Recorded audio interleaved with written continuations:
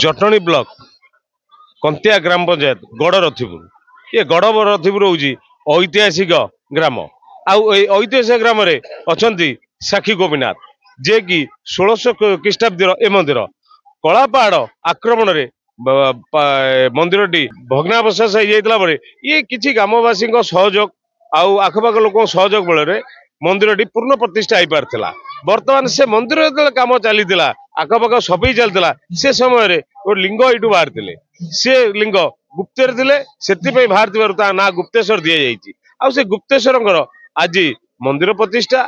ताकर भी प्राण प्रतिष्ठा कराई जाग यज्ञ अनुष्ठित होता ये संपर्क में आम सहित अच्छा ये मंदिर परिचालन कमिटर सभ्य मैंने से संपर्क सूचना देवे। मुझे हट्टकिशोर प्रधान साक्षी गोपीनाथ मंदिर सभापति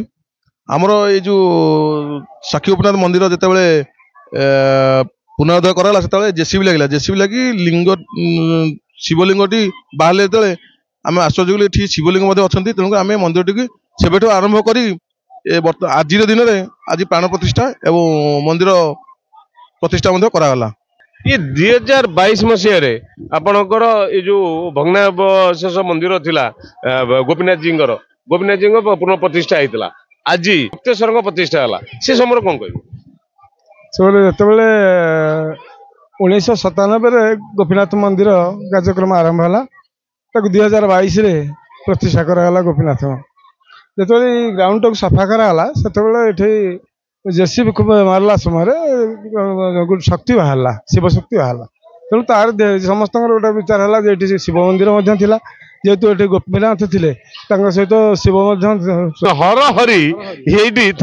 माने गुप्तर आउ गुप्तेश्वर बाहर गुप्तर कौन न जेहेतु गुप्तर बाहर तेणु गुप्तेश्वर नाम रखागला ये नामकरण कराला गुप्तेश्वर समस्त गुप्तर से गुप्तेश्वर थे बर्तमान आपको आपण सरकार दृष्टिगोचर करी अन्य जिनस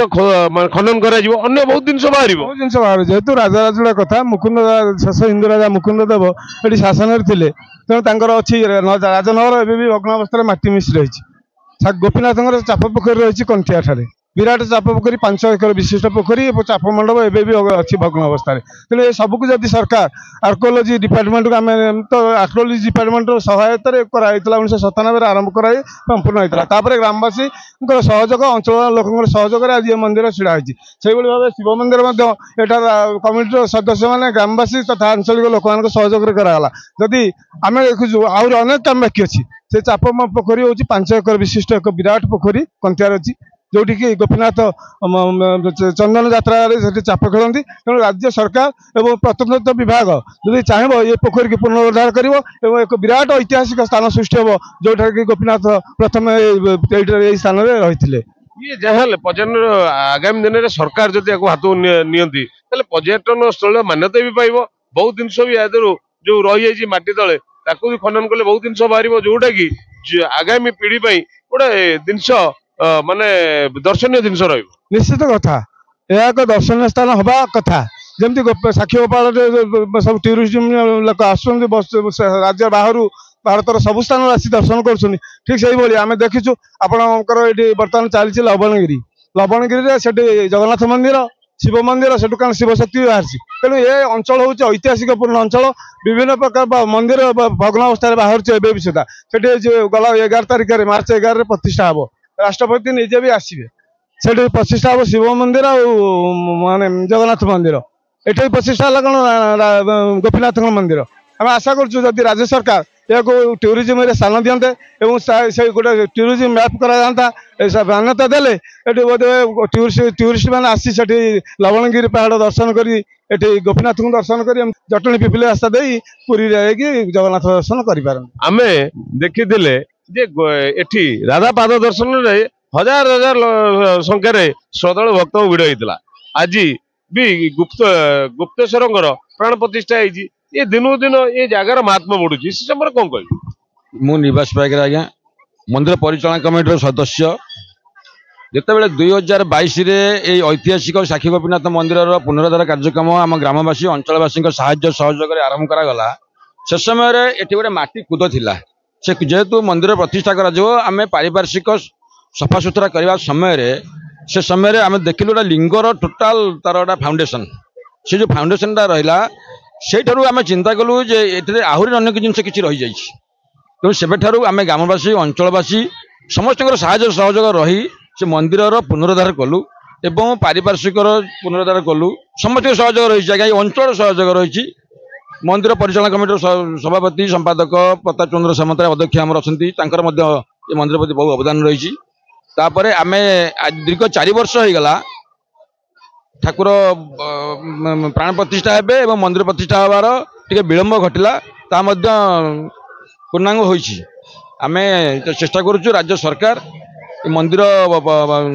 ଯେତେବେଳେ ପରିଚାଳନା କରିବା ପାଇଁ ଆମକୁ ଗୋଟେ ସମସ୍ୟା ସୃଷ୍ଟି ହେଉଛି, ତେଣୁ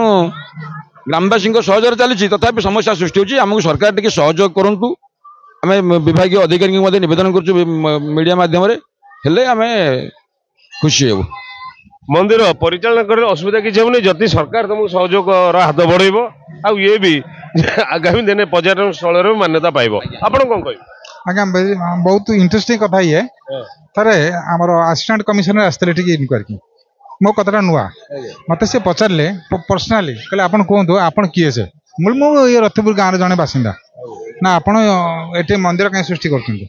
ମୁଁ ଆଜ୍ଞା ମନ୍ଦିର ଆମେ ତିଆରି କରିନୁ, ବୋଧେ ଭଗବାନ ଚାହିଁଲେ ତା ଯାର କାରଣ ଯେତେବେଳେ ଆମ ଏ ଗୋପୀନାଥ ମନ୍ଦିର 2022 6 ତାରିଖ ଦିନ ଇନାଗୁରେସନ୍ ହେଲା, ମାଟି କୁଦେ ଥିଲା। ଆଶ୍ଚର୍ଯ୍ୟ କଥା, ଆମେ ଯୁଆଡ଼େ ଦେଖିଲୁ ସିଆଡ଼େ ନାଗସାପ। ତାପରେ ପିଲାମାନେ ଡରିଲେ, ଆମେ ଭାବିଲୁ ଇଏ ମନ୍ଦିର ସାଙ୍ଗେ ପାର୍ଲାଲ କରିବା ପାଇଁ ଏ କୁଦ ଗୁଡ଼ାକୁ କାଢ଼ିଦେବା, କୁଦକୁ ସଫା କରିଦେବା। ଆଜ୍ଞା କୁଦ ସଫା କଲା ପରେ ଆମେ ଲିଙ୍ଗ ଦେଖିଲୁ। ତାପରେ କହିଲେ ଆଚ୍ଛା ଦେଖିଛନ୍ତି, ଆପଣ ଆସନ୍ତୁ ଦେଖିନାହାନ୍ତି। କମିଶନର ନିଜେ ଆସିକି ଦେଖିଲେ, ତାହେଲେ ମନ୍ଦିର କରନ୍ତୁ, କିନ୍ତୁ ଏତିକି ମନ୍ଦିର କରିବା ପୂର୍ବରୁ ଆମର ପରମିଶନ ନେବା ଦରକାର। ସାର୍ ଏଇଠି ତ ଆମେ ମନ୍ଦିର କରିବୁ, ଆଉ ଈଶ୍ୱରଙ୍କ ଆଶୀର୍ବାଦରୁ ଲୋକମାନଙ୍କର କଠୋର ପରିଶ୍ରମରୁ ବର୍ତ୍ତମାନର ଅବସ୍ଥା ହେଇଛି ଏ ମନ୍ଦିର। ସରକାରଙ୍କୁ ଆପଣଙ୍କ ଅନୁରୋଧ କ'ଣ ରହିବ? ଆମର ଅନୁରୋଧ ହେବ, ଆମେ ନୀତିକାନ୍ତି ଆମର ବର୍ତ୍ତମାନ ବହୁତ ହାର୍ଡସିପ୍ରେ ଦିନ କାଢୁଛୁ, ବହୁତ ମାଗି ଯାଚିକି କାମ କରୁଛୁ। ଇଏ ଗୋପୀନାଥ ମନ୍ଦିର କୁହନ୍ତୁ, ଇଭିନ୍ ଶିବ ମନ୍ଦିର କୁହନ୍ତୁ, କିନ୍ତୁ ଆମେ ଚାହୁଁଛୁ ଯେ ସରକାରଙ୍କର ଆମକୁ ସ୍ପେଶାଲ ଦାନ ଦିଅନ୍ତୁ, ପର୍ଟିକୁଲାରଲି ନୀତିକାନ୍ତି ପାଇଁ। ନୀତିକାନ୍ତି ପାଇଁ ଆମକୁ ଭାରି ଅଭାବ ହେଉଛି। ଗାଁ ଲୋକଙ୍କୁ ଆମେ ମାଗୁଛୁ ଭିକ୍ଷା ଭଳିଆ କିଛି ଦିଅନ୍ତୁ, ଅନେକ ଦେଉଛନ୍ତି, କାମ ତ ଚାଲିଛି, କିନ୍ତୁ ଆମେ ବହୁତ ଡିଫିକଲ୍ଟ ସମ୍ମୁଖୀନ ହେଉଛୁ। ଆଶା କରୁଛି ସରକାର ଯଦି ଆମକୁ କିଛି ଅନୁଦାନ ଦିଅନ୍ତେ ମାସିକ, ଆମେ ଭାବୁଛୁ ଆମେ ଉପକୃତ ହୁଅନ୍ତୁ ଏବଂ ଭଗବାନ ବି ଆମ ଉପରେ ଭାବୁଛୁ ଖୁସି, ଆଉ ସରକାର ଉପରେ ଖୁସି ହୁଅନ୍ତୁ। ଇଏ ତାମାନେ ଏ ଜାଗାରେ ଯଦି ଗୁପ୍ତେଶ୍ୱର ବାହାରିଛନ୍ତି, ଆଉ କିଛି ଖନନ ଅଲଗା ଜିନିଷ ବାହାରି ପାରିବ? ଶୁଣନ୍ତୁ, ୟାର ଐତିହାସିକ ପ୍ରମାଣ ନଥିଲା ଏତେ ମନ୍ଦିର। ଐତିହାସିକ ପ୍ରମାଣ ରଥିପୁର ହେଉଛି 5ଟି ଶିବ ମନ୍ଦିର, ଯଥା ଜଳେଶ୍ୱର, ଶଗଡ଼ିଆ ବାଲିଙ୍ଗେଶ୍ୱର, ସପନେଶ୍ୱର, ତାପରେ ଏପଟେ ବାଲିଙ୍ଗେଶ୍ୱର ଏବଂ ବୈଦ୍ୟନାଥ, 5ଟି ଶିବ। କିନ୍ତୁ ଏଠି 6ଟି ଶିବ ବାହାରିଲେ ଆମେ ସମସ୍ତେ ଆଶ୍ଚର୍ଯ୍ୟ ହେଉଛୁ, ଯାହାର ଇତିହାସ ପୃଷ୍ଠାରେ କିଛି ନାହିଁ। ତାପରେ ଏମିତି ବହୁତ କିଛି ଅଛି ଯାହା ଇତିହାସ ପୃଷ୍ଠାରେ ନଥିବ, ବୋଧେ ଆମେ ଖୋଜିଲେ ପାଇବା। ଏ ପ୍ରଥମ ବି ଯଦି ଇଣ୍ଟରେଷ୍ଟ କରିକି ଆମ ଗାଁ ଲୋକମାନଙ୍କର ସହଯୋଗ ଏବଂ ସେମାନଙ୍କ ଚେଷ୍ଟାରେ ଆଶା କରୁଛୁ ବହୁତ କିଛି ବାହାରେ। ଏବଂ ଗୋଟେ ଷ୍ଟ୍ରକ୍ଚର ବି ଅଛି ଏଠି, ଆପଣ ଦେଖନ୍ତୁ ଏଇ ଷ୍ଟ୍ରକ୍ଚର ସବୁ ଅଛି ତ, ଏଠି ଇଏ ସବୁ ଷ୍ଟ୍ରକ୍ଚର ଅଛି। ଏଇ ଷ୍ଟ୍ରକ୍ଚର କଲେ କ'ଣ ବାହାରିବ କହିଲେ ଈଶ୍ୱରଙ୍କୁ ଜଣା। କହିବି ଦେଖିବି ଗୋଟେ ଷ୍ଟ୍ରକ୍ଚର ସେ ତଳେ ଅଛି, ତାକୁ ଖୋଦେଇ ଏଇଠି ବଢିଆ ଜିନିଷ ଆମକୁ ଦେଖଉଛନ୍ତି। ଏ ଦେଖନ୍ତୁ ପଥର ଖୋଦେଇ ରହିଛି, ଯେତେବେଳେ ସଫା ହେଲା ପରେ ଏଇଠି ଦେଖନ୍ତୁ ଇଏ ଗୋଟେ ଜାଣିନେ ସେ ଆମକୁ ସୂଚନା ଦେଲେ, ଯଦି ଆକୁ ପ୍ରକୃତ ପକ୍ଷେ ରାଜ୍ୟ ସରକାର ଦାୟିତ୍ୱର ସହ ଗ୍ରହଣ କରିକି ଇଏ ଐତିହାସିକ ସ୍ଥଳୀକି ଯଦି ତାର ପୁନରୁଦ୍ଧାର କରିବାକୁ ଚିନ୍ତା କରୁ, ତାହେଲେ ବହୁତ ଜିନିଷ ଲୁକାଇ ଜିନିଷ ଆମେ ପାଇପାରିବା ବୋଲି ଆମର ଆଶା ଆଉ ବିଶ୍ୱାସ ବି ରହିଛି। ଆଉ ଏତିକି ମେନ୍ ଜିନିଷ ହେଉଛି ଆମର ସରକାରଙ୍କର ବିନା ସଂକୋଚରେ କିଛି ସହଯୋଗ ଦିଅନ୍ତୁ ଆମକୁ। ଆଉ ବିଶେଷ ଭାବେ 2ଟା ମନ୍ଦିର ସ୍ଥାପନ ହେଲା, ଗୋଟେ ମନ୍ଦିର ପାଇଁ ନୀତିକାନ୍ତି ଆମେ ସମ୍ଭାଳି ପାରୁନୁ ଏବଂ ୟାର ନୀତିକାନ୍ତି ବି 20 ଟଙ୍କା ଦରକାର। ତ ସରକାର ଦୟା କରିକି ଆମର ବିଭିନ୍ନ ଅସୁବିଧାକୁ ହୃଦୟଙ୍ଗମ କରିପାରନ୍ତେ, ଆଶା କରୁଛି ବହୁତ ଭଲ ହୁଅନ୍ତା। ଯୁବ ନେତା ଅଛନ୍ତି, ସିଏ ବି ଏ ଜଟଣୀ ଅଞ୍ଚଳର ପୁଅ ଆଉ ଜଟଣୀ ପୁଅ, ସିଏ ଏ ମନ୍ଦିର ସମ୍ପର୍କରେ କ'ଣ ଜାଣିଛନ୍ତି, ଐତିହାସିକ କ'ଣ ଅଛି ଟିକେ ଆମକୁ ସୂଚନା। ପ୍ରଭୁ ଗୋପୀନାଥଙ୍କ ମନ୍ଦିର, ଇଏ ଆମ ଜଟଣୀ ଅଞ୍ଚଳର ଐତିହ୍ୟ କହିଲେ ଚଳେ। ପ୍ରଭୁ ଗୋପୀନାଥ, ସାକ୍ଷୀ ଗୋପୀନାଥ ପରେ ଲୋକ ଏ ଗୋପୀନାଥ ମନ୍ଦିରକୁ ଦର୍ଶନ କରିବା ପାଇଁ ଆସନ୍ତି। ଅଁଳା ନବମୀରେ ଆପଣ ଦେଖିଛନ୍ତି ରାଧାପାଦ ଦର୍ଶନ ପାଇଁ ହଜାର ହଜାର ସଂଖ୍ୟାରେ ଆଖପାଖରୁ ଶ୍ରଦ୍ଧାଳୁ ଏ ଅଞ୍ଚଳକୁ ଆସନ୍ତି। माँ को पाद दर्शन करने सहित प्रभु गोपीनाथ दर्शन करने एवं ए रतिपुर गढ़ ये इतिहास पदचिन्ह ये रही जटणी अंचल जो आम जटणी को लेकिन गर्व अनुभव करुचे समग्र राज्य रे जो इतिहास रही आम माटी लाल माटी बोली कहूचे ये रतिपुर तार पदचिन्ह बहन करुचे आज एठारे ए प्रांगण भितर प्रभु गुप्तेश्वर देवंकर मंदिर प्राण प्रतिष्ठा होती तेणु हजार हजार संख्यार श्रद्धालु आखपाख अंचल आसी आम चाहूँ प्रभु गोपीनाथ एवं प्रभु गुप्तेश्वर समस्तंकर मंगल करंतु जटणीर मंगल हो जटणी अंचलवासी तथा राज्य जगतर मंगल हो एठी ऐतिहासिक गढ़ ये मंदिर भितर जमती ये माने जेसीबी सफा करू करू मिलले गुप्तेश्वर आविर्भाव हेले ता सहित भी आम केतोटी देखुलु जे मंदिर की घर ता तले अच्छी ऊपर पत्थर तक आम ये बुलिकी देखुलु आकुति राज्य सरकार जदि ता अधीन को नब ताहले बहुत जिन खनन कले अन्य बहुत गुप्त जिन बाहर से संपर्क कौन कहे आपण ये बाबद आभिमुख्य कौन रखिए आगामी दिन में देखो निश्चित भाव में मुझे कहली गोटे ऐतिहासिक अंचल ऐतिह्य रही अंचल रतिपुर गढ़ यार परिचय रही जो कांग्रेस सरकार थिला 1997 मसीह हबीबुल्ला जनाब हबीबुल्ला खान स्वर्गत हबीबुल्ला खान मंत्री थिले से समय ये कार्य आरंभ होता मंदिर को सैंक्शन आरंभ होता अन्य सरकार जो माने सरकार परवर्ती समय आसचंती एवं अंचलवासी सबुठु बड़ कथा है स्थानीय अंचल जो माने मुरबी नेतृस्थानीय लोक और जनसाधारण ये मंदिर बहुत उन्नति कर तेणु ये ऐतिहासिक जगह या को निश्चित भाव में आम अनुरोध करूँ राज्य सरकार को कि एकु खनन करा जाऊ चतुर्पार्श्व यार स्टडी करा जाऊ ए पाखे कौन रही कारण रतिपुर अंचल अनेक ऐतिहासिक मो बारंबार कहूँ ऐतिहासिक जगह आपण बसचंद्र ग्राम अच्छी सी आम सूचना देले गोटे 5 एकर विशिष्ट चाप पोखरी अच्छी किंतु ता भी सरकार दृष्टिगोचर को आसुनी से संपर्क आप दृष्टिगोचर आनी कौन कर चिंता कर देखो आम तो प्रथम कथा आम जाचु जटणीर आखपाख अंचल जो अच्छी ये रतिपुर हो बुढ़ापड़ा सोमनाथ मंदिर हो बंग सोमनाथ जो आखपाखर जो आमर ऐतिह्य रही या जदि आउरी डेभलपमेंट करा जटणी जो भली भाव में विकास हवा कथा जटणीर जो भली भाव में जटणी जो परिचय जटणी केवल भुवनेश्वर आउटस्कट सहर नुहे ये गोटे ऐतिहासिक सहर ये गोटे आध्यात्मिक सहर एटी पुराणर पदचिन्ह रही कहली साक्षी गोपीनाथ पर ये गोपीनाथ मंदिर राधा पाद दर्शन करने को हजार हजार संख्यार चतुर्पार्श्व लोक आसती कहीं आसती 1600 ख्रीष्टाब्द एठी गोपीनाथ जी जिते कलापाड़ ये आक्रमण कला एठू नहीं गले घोरदागढ़ कंतल नहीं गले कंतल बैठू तापर साक्षी गोपाल से साक्षी गोपीनाथ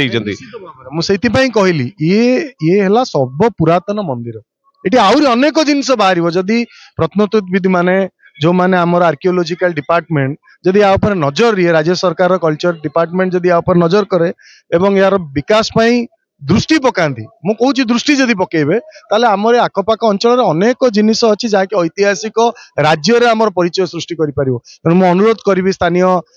नेता मानू आम अंचलवासी को एवं राज्य सरकार को आमे मध्य यार गोटे प्रथमे को स्टडी करूँ एवं राज्य सरकार पाखे दाबी रखू जो कथा आप कहते चाप पोखरी एत बड़ चाप पोखरी कौटी अच्छी आप देखिले आखपाख अंचल अविभक्त पुरी जिला आप जातु देखा कौटी एत बड़ चाप पोखरी आप पाइबे तेणु अनेक जिनिस अच्छी ताकू आमको पुणी पुनरुद्धार करने को पड़ो एवं आम राज्य सरकार पाखे आगामी दिन में यापाई नहीं डिमांड करूँ राज्यवासी राज्य आम अंचलवासी डिमांड राज्य सरकार पाखे आम निश्चित भाव में आगामी दिन में करूँ शास्त्र कहती जस्य प्रभा प्रभवती जगदन्य कोटि कोटि सशेष वसुधादिभूत भ्रणम तथा ब्रह्मांड स्खलनमशेषमाद्यम गोविंद आदि पुरुषम अनंतकर्ता अकृतकर्ता मूर्तमंता अदृष्टदृष्टा अनाथनाथ अखिल ब्रह्मांड नायक पद्म पलाश लोत्र श्री गोपीनाथ महाप्रभु जो गोपीनाथ महाप्रभु शरीर में समग्र सृष्टिजात होती जे गोपीनाथ महाप्रभु द्वारा समग्र सृष्टि सुंदर भाव में परिचालित होती गोपीनाथ महाप्रभुଙ୍କର मंदिर प्रांगण पुरातन मंदिर शास्त्र कहते जहाँ पुरातन लोक मानकर मत जहाँ महाजन मानकर मत होती पुराणा मंदिर साक्षी गोपीनाथ एठार बास करते साक्षी गोपीनाथ स्थान यहाँ कालक्रमे कलापाहाड़ आक्रमण द्वारा मंदिरटी धीरे भग्न हो जाता है गोपीनाथ सुरक्षा अन्य स्थान को स्थानांतरण कर साक्षी गोपीनाथ रही जो साक्षी गोपीनाथ एठारे थे सेठारे बर्तमान सी अच्छा कालक्रमे भग्न मंदिर स्थान में धीरे धीरे गाँव लोक मानकर साहाय्य द्वारा गाँव लोक मैंने एकत्रित हो से भग्न मंदिर को पुनरुद्धार करने उद्देश्य सहायक एकत्र होते एकत्र होगा द्वारा किसी अर्थ एकजुट कर से मंदिर को संपूर्ण भाव निर्माण करते पुनः साक्षी गोपीनाथ उपस्थापन करते मंदिर नूतन मूर्ति प्रतिष्ठा होते वस्त्र पिंधे धड़ा वस्त्र खंडे पिंधे शुखला वस्त्र खंडे पिंधे शुष्क वस्त्र पिंधे परिष्कार वस्त्र पिंधे मो महाप्रभु को वस्त्र पिंधि मो महाप्रभु भारी सौत भारी चिकनिया महाप्रभु मोर तुम्हें जो प्रतिष्ठा हम महाप्रभु आसवे जगह परिष्कार से समय गोटे लिंग बाहर कौन कारणवश तो कौन राजा अमल उपस्थापन कर जो साक्षी गोपीनाथ थे से समय लिंग थी पारती कि लिंग मंकड़ा पथर गोटे लिंग बाहर जेहेतु गुप्तर थे गुप्तर आसी ना गुप्तेश्वर रखा से गुप्तेश्वर महादेव जेहेतु सिंह हो जाते भग्न हो जाते कालक्रमे शक्ति हो जाता तो नूतन मंदिर प्रतिष्ठा निर्माण कले गाँव लोक मैंने बहुत सहायक बहुत सहज गरीब लोक मैंने एकत्रित हो धन को एकत्रित कर सुंदर मंदिर को निर्माण कर देखिपारे सुंदर मंदिर निर्माण सरिले प्रतिष्ठा करने एकत्रित होले जहाँ से द्वारा आम मान निमंत्रण कराई नूतन सुंदर भाव नूतन विग्रह से महाप्रभु गुप्तेश्वर लिंग मूर्ति स्थापना कर समस्त वासुदेव देवी गणेश कार्तिक पार्वती नंदी भृंगी वीरभद्र कीर्तिमुख समस्त वृषभ नवग्रह समस्त पार्श्वदेवा देवी और भगवान चौंदी प्रतिमा हर पार्वती प्रतिष्ठा कर।